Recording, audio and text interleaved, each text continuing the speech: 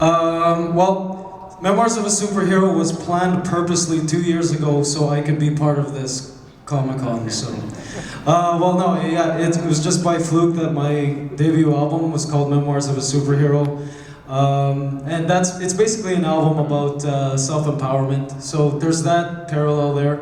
And as well for Canadian Idol and I guess shows like So You Think You Can Dance, it's art, you know, Exactly. and it's we're just here to admire art and artists and creativity and writing, you know, no matter what it is you do, you know, and everything really is art. So in essence, you can have anything in a Comic-Con, really, you know. Surviving is an art, you know. Finding creative ways to win Amazing Race is an art, you know. So I think that's what it is. We're just all fans of creativity and art. Nice. I'm just going to go to another question since we're running out of time. I know there was one over there. Yes. This is for Megan and Shane. How much sleep/downtime did you guys actually get on the race? It depends. At the end of each leg of the race, there's a pit stop, and sometimes the pit stops are 36 hours, and sometimes there's 5 hours, and so it just kind of depends. But we had a 36-hour pit stop at one point in the Netherlands, but we slept in a tent, and so I don't really know if you call that rest. Trying to pack our bags and get ready for the next day and hang out in a tent for 36 hours. It's not really a comfortable sleep. So sometimes we were in hotels and got a nice sleep. Sometimes we slept in an airport. So we never felt fully rested ever on the race. And we, even when we could get a little sleep, your mind is constantly running. You're on an adrenaline rush for 1 month straight. So it's never good sleep, and you don't eat very well.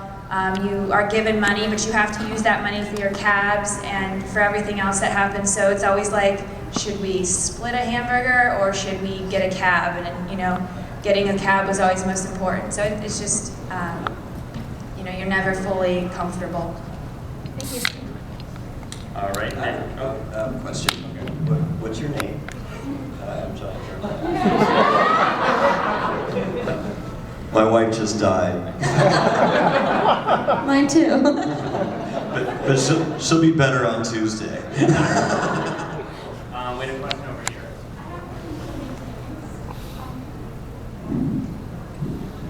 What was your challenge and how did you come over it? Any challenges that you had on the race, and how did you overcome them? The whole thing was a challenge. I mean, I think she kind of alluded to it. The sleep deprivation and malnutrition was severe. I mean, we really ate very little.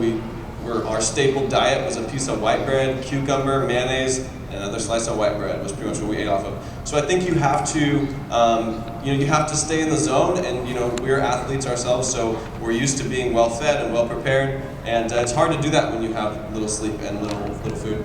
I mean, I feel kind of funny answering that question sitting next to Johnny Fairplay, who was on Survivor. He didn't really get much to eat, so we were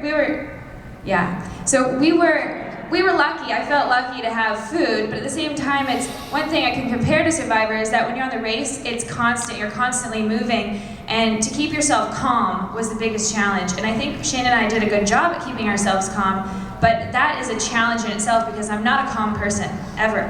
And well, sometimes, but you really have to read the clue, relax, and calm each other down because you cannot go on the Amazing Race and think it's going to be smooth sailing. You're always going to hit challenges. That's what it's about. So you have to. It's kind of mind over matter and calm yourself down and get through the challenge. Trying to have sex in tents with 10 other people around was kind of tough too. I thought Johnny Fairplay was over here. Yes.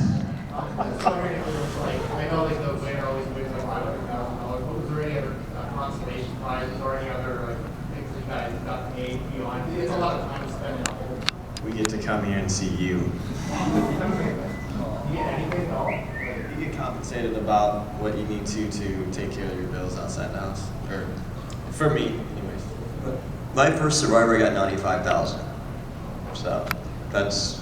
Last time I checked, I'm pretty sure most of you don't make $95,000 in 38 days. Maybe you do, but I doubt it. Jesse.